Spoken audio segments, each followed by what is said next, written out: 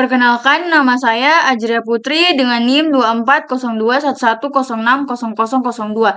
Jadi di sini saya akan menjelaskan kode program yang ada di layar yaitu DFS, Depth Features.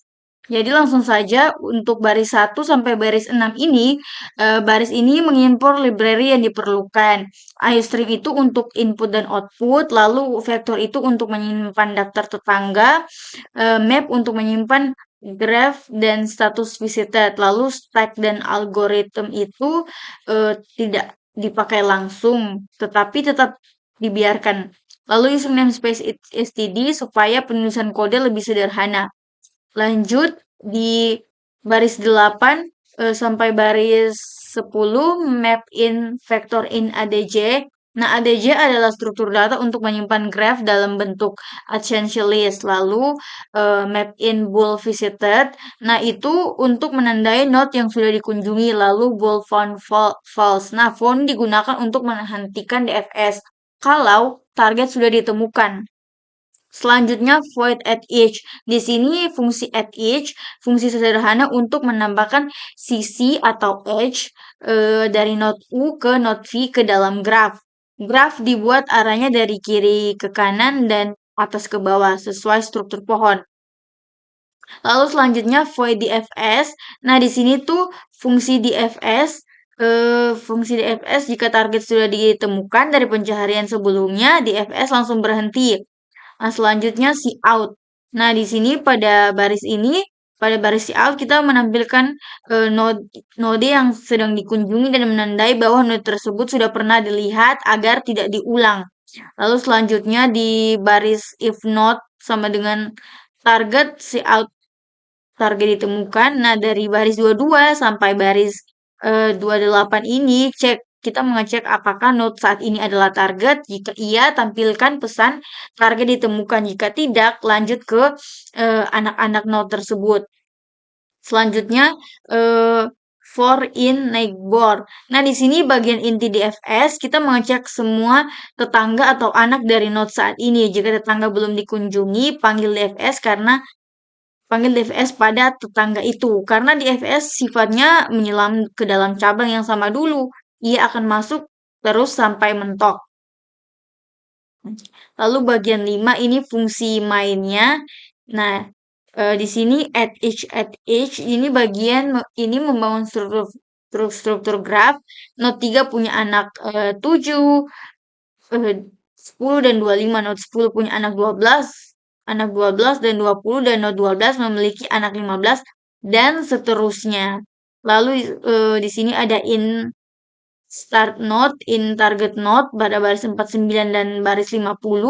Nah, di situ kita mulai pencarian dari node 3 dengan target yaitu 15.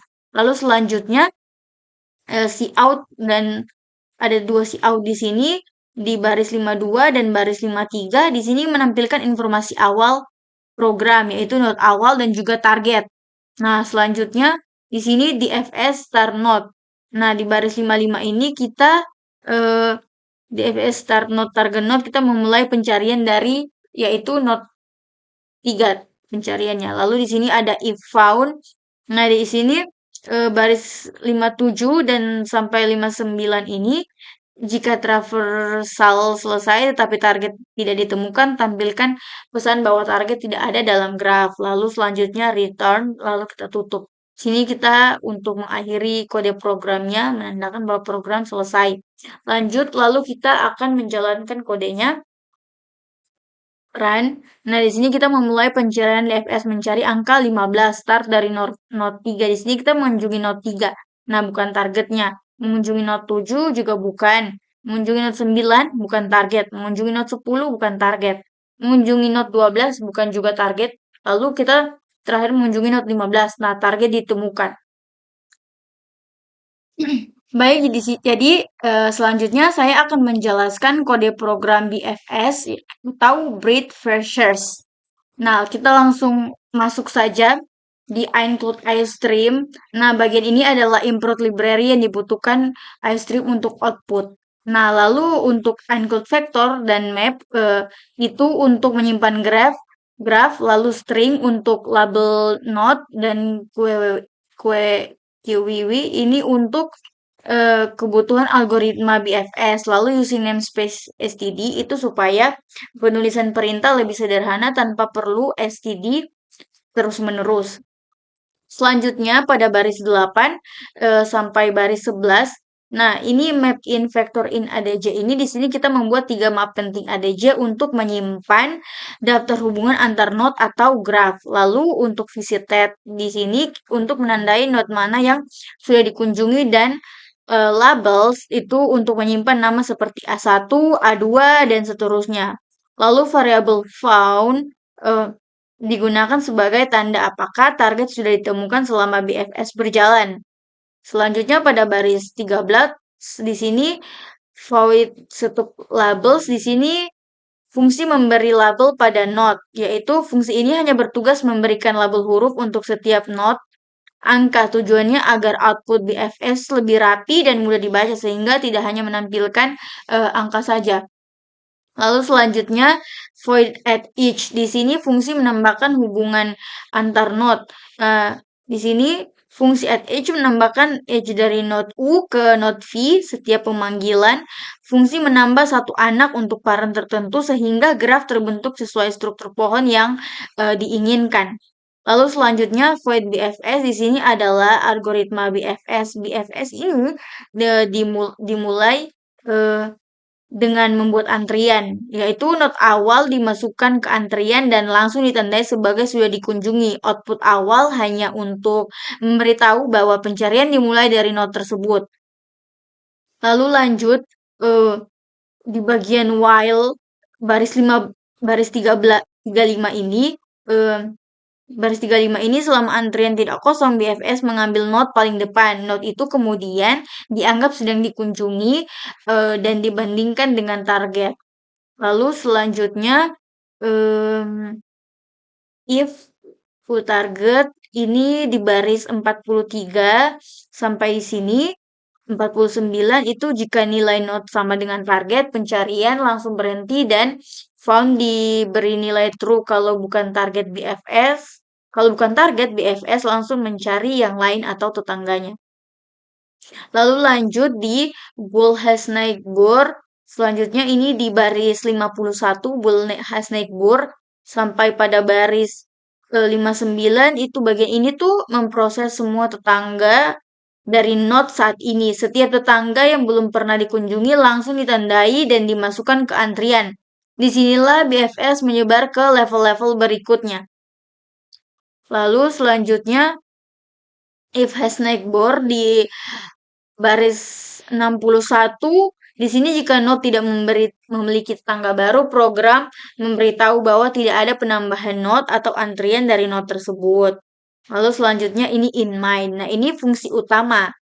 Nah, di sini setup labels ini tuh fungsi utamanya. Pertama, label untuk semua node disiapkan supaya output BFS lebih mudah dipahami.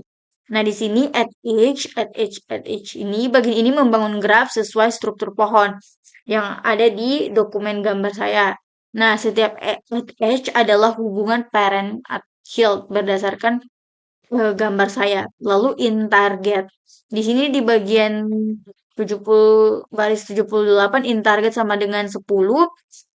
Lalu cout program pencarian, cout lalu NDL. Nah, program ini menampilkan informasi awal termasuk target pencarian.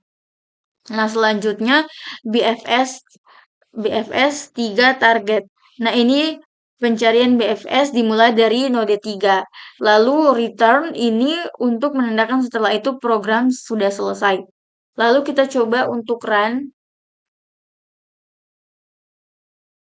Nah, di sini program pencarian BFS mencari angka 10. Nah, di sini start masuk node A1 ke dalam antri dan mengunjungi node A1. Nilainya itu 3. Bandingkan apakah 3 sama dengan 10, hasilnya itu tidak. Lalu cari yang lain, tetangganya menambahkan A2 ke antrian. Lalu selanjutnya lagi menambahkan A3 ke antrian, menambahkan A4 ke antrian. Nah, kita mengunjungi node A2, nilainya 7. Bandingkan apakah 7 sama dengan 10, ya hasilnya tidak. Jadi cari lagi tetangganya. Menambahkan A5 ke antrian, mengunjungi not A3. Nilai 9, bandingkan apakah 9 sama dengan 10. Hasilnya juga tidak. Jadi cari lagi. Lalu kita menambahkan A6 ke antrian.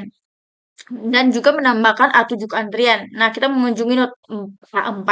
Apakah nilai 10 bandingkan not A4 ini nilainya 10. Kita bandingkan apakah 10 sama dengan 10 di target yang dicari. Hasilnya itu iya. Jadi target ditemukan dan berhenti. Baik, terima kasih sudah menonton.